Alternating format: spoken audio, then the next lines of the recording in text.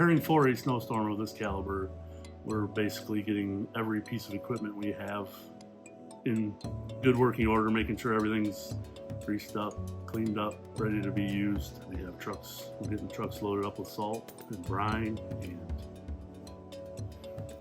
everything we can, ready to go.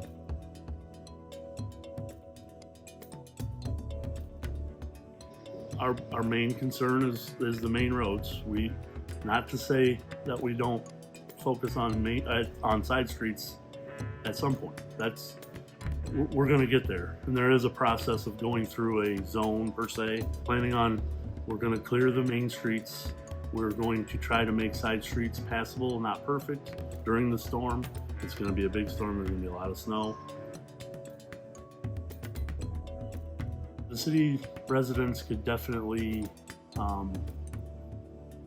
keep parked vehicles off of the streets. I mean, I know we have snow emergency streets, and they're going to be required to stay off of those, but even side streets, if they can get parked into their driveways and stay off the streets, that'll help us be able to clear them that much better.